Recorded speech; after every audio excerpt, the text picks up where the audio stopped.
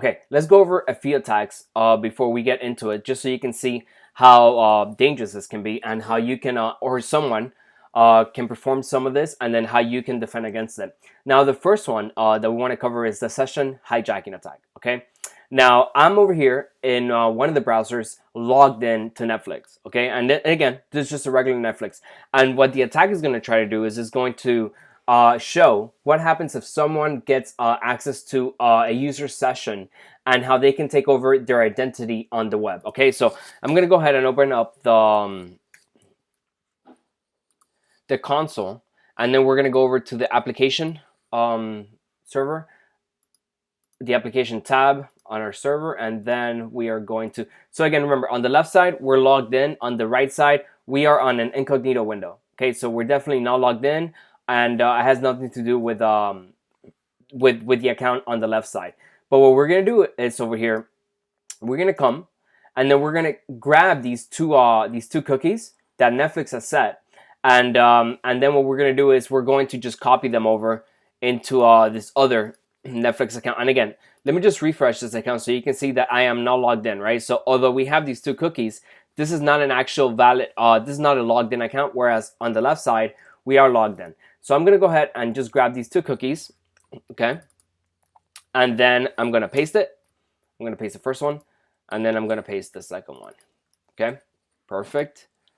And now what I'm gonna do is I'm gonna refresh this page on the right side, and let's see what happens.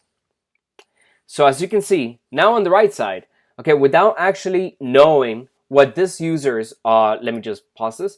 Without actually knowing what the user on the left's login info is, okay, all we had access to was their cookies.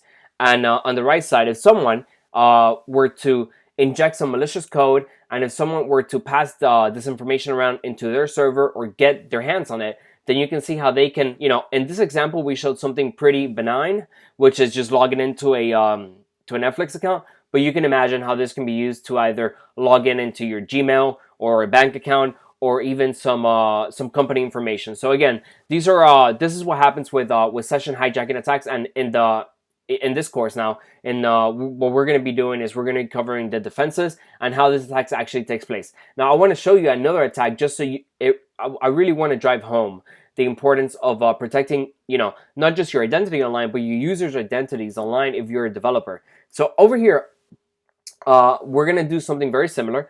So on the left-hand side, I'm going to make this window just a little bigger, okay? And then I'm going to bring this down. So on this page, okay, we have two servers running. Now I'm going to go ahead and show you the code.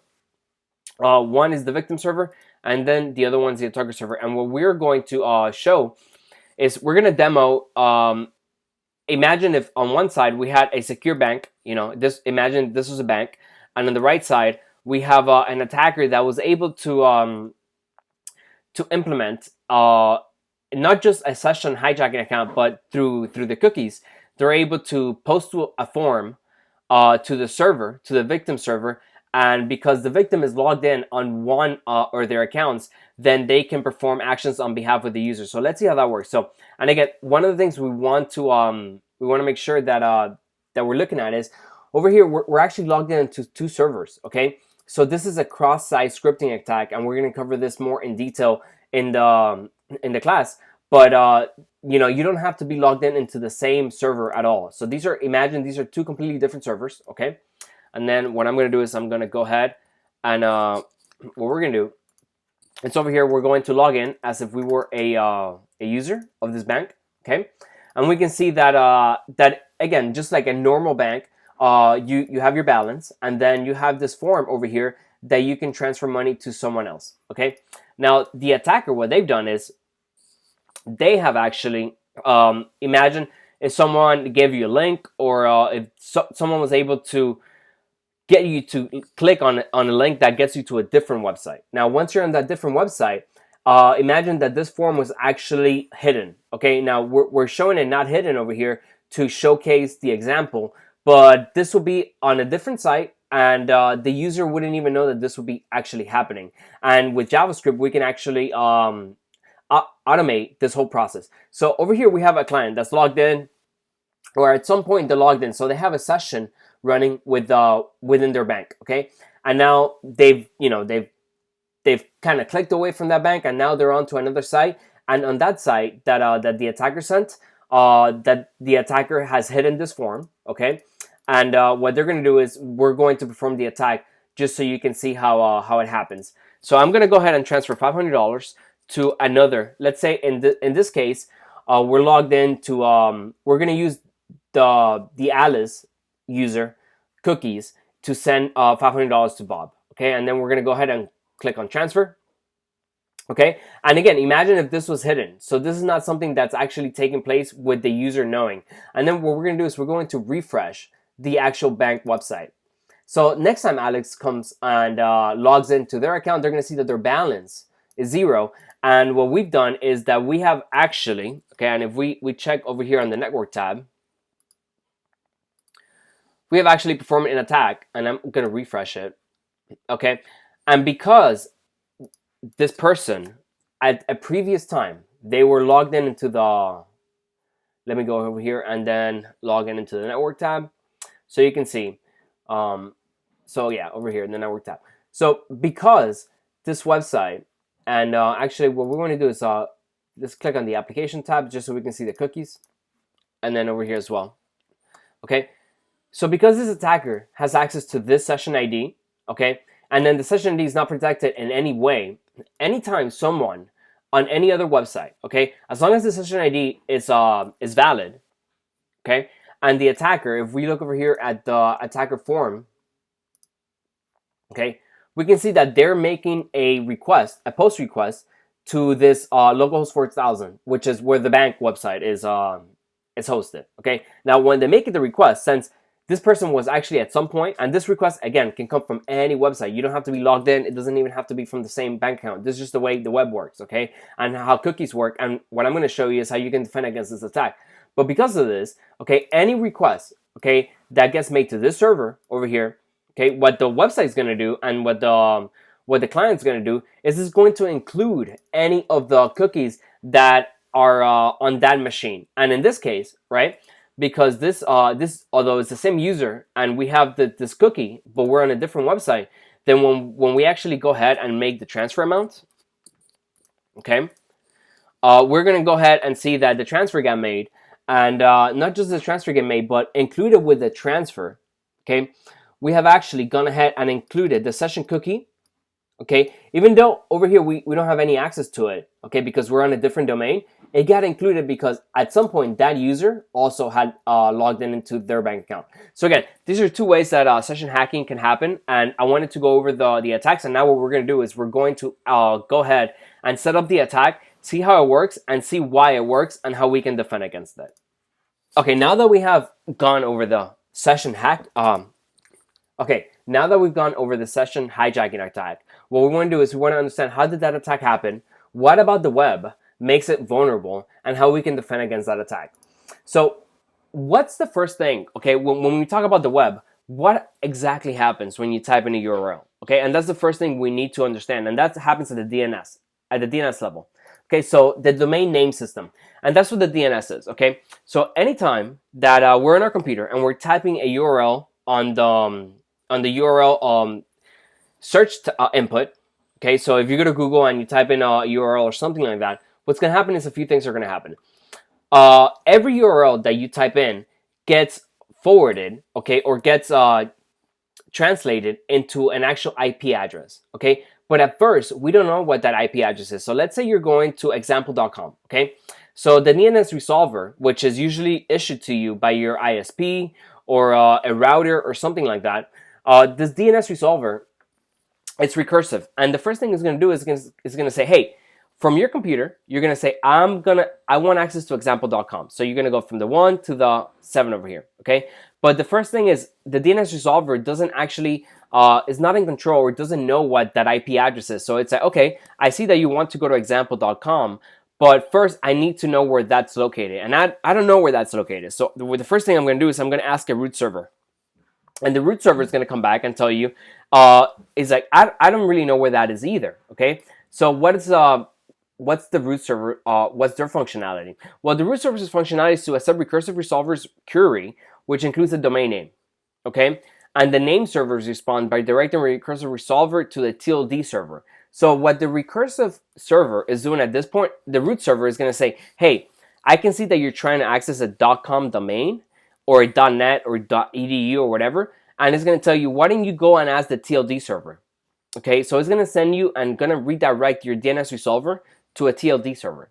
Now, the function of a TLD server is to maintain information for all the domain names that share a common domain extension. So a .com or a .net or whatever comes. So it's going to start from the right to the left. Okay. So once we get issued from the TLD server, it's going to tell us, okay, you got the .com. Okay. But I still don't know that where example.com is. Okay. So I'm going to go ahead and send you to an authoritative name server.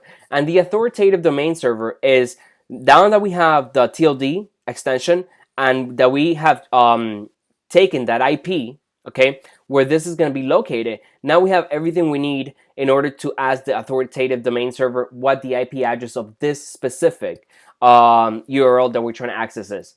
And the authoritative domain server contains information about a specific domain name it serves, right? So it can provide a recursive resolver with the IP address for that server found on the DNS record.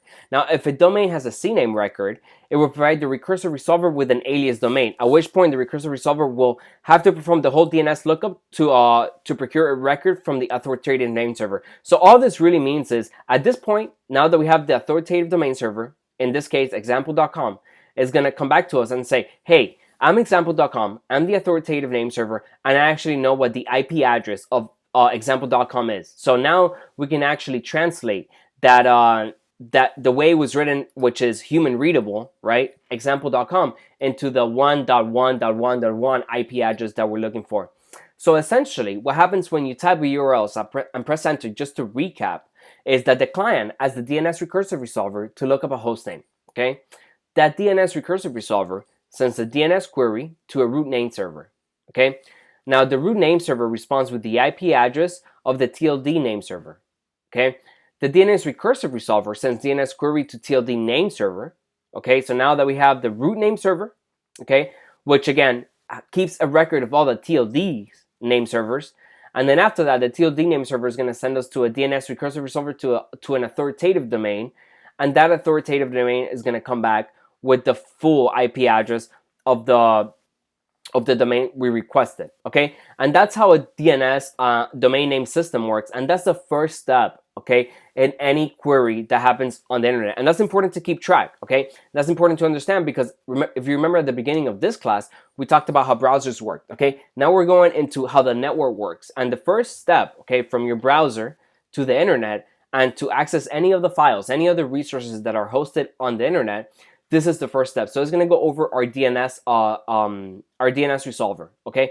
Now, your DNS is usually something that it's like a router, or if you're, let's say, on a Starbucks location or at a coffee shop or somewhere public that you log into a Wi-Fi network, then they have a DNS that you know, anytime your query comes in, right, it'll go through their DNS resolver, and then they'll bring back to you what the actual IP address. So all the DNS resolvers work in exactly the same way.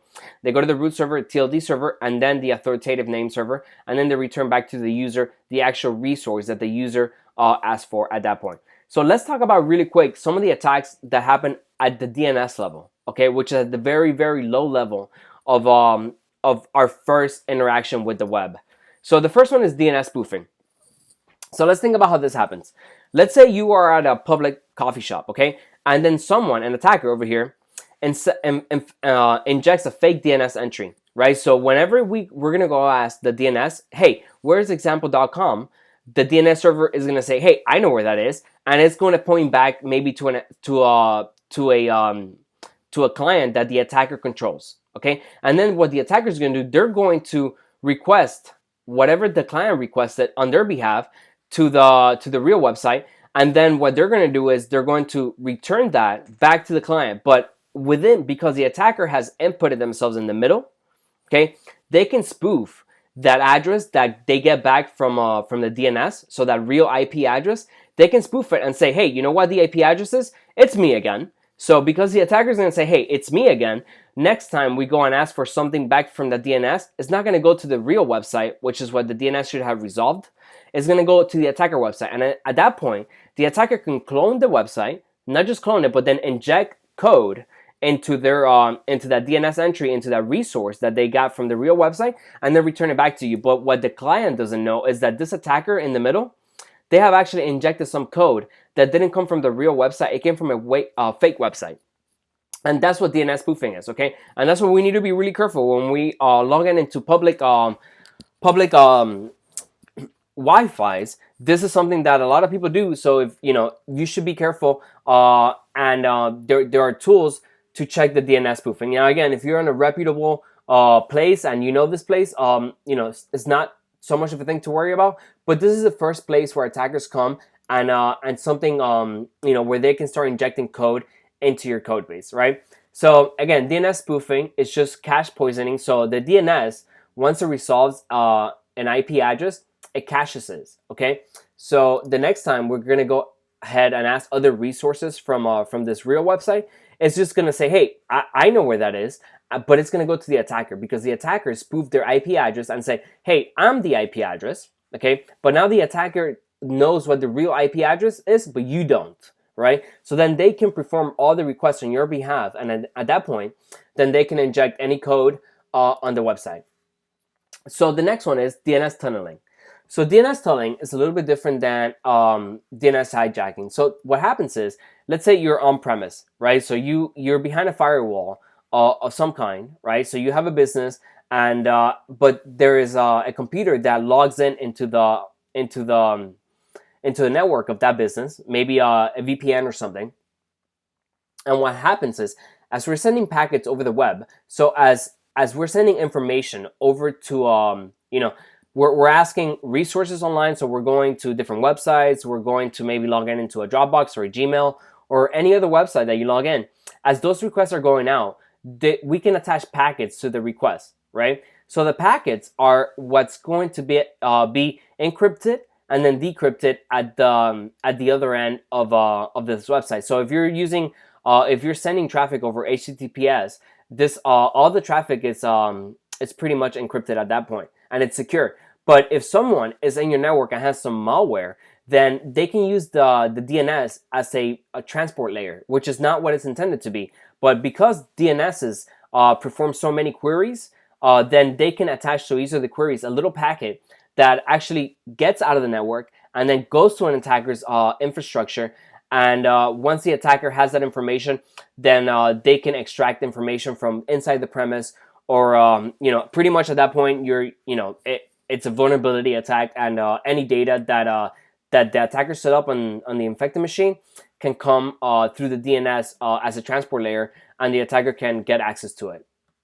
Okay, another attack that we want. This is one that we just went over, and it's pretty similar to DNS spoofing, but whereas DNS spoofing and DNS hijacking, where they differ, is that DNS spoofing actually attacks the cache of the DNS, right? So if you remember, when we perform our DNS resolver, the resolver at the end, once it gets the IP, is going to say, hey, next time you ask for the same example.com website, I'm not going to go through the whole song and dance, right? So it's not going to go through every step of the going over to the TLD, the root server, and then the authoritative name server. It's just going to look at its cache first, and it's like, oh, I already know what this is, so I don't need to go through all that, and then it's going to return the resource, right? It's going to just return the IP address. So that's where DNS spoofing, the attacker attacks the cache.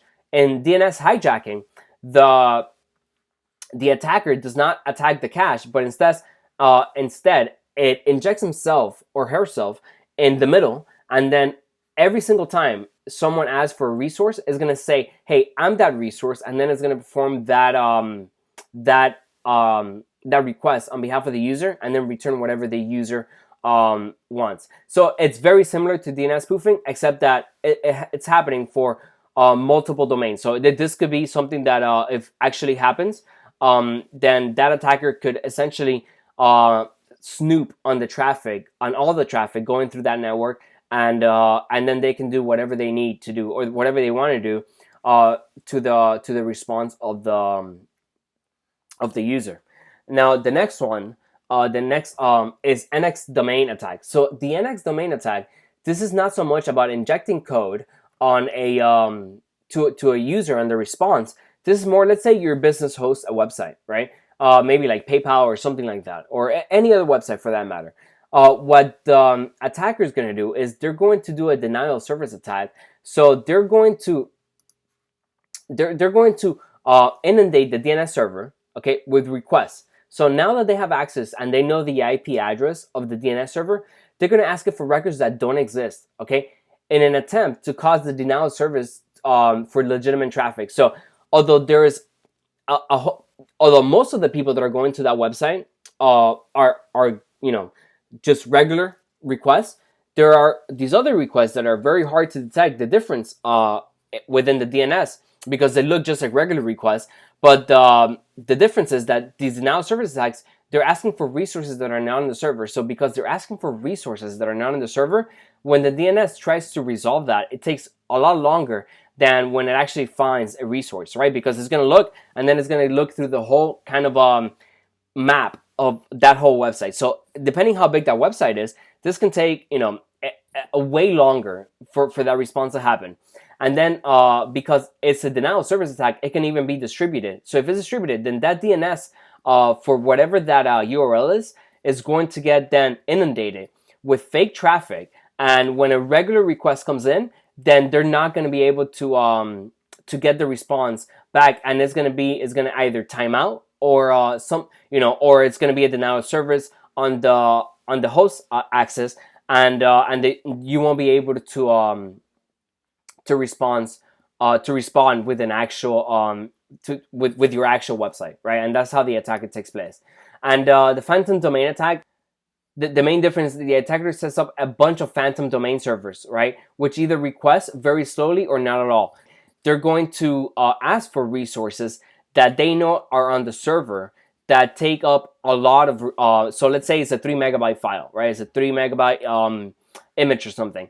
So what they're going to do is they're going to request that image multiple times, thousands, millions of times, depending how they set it up, the attack.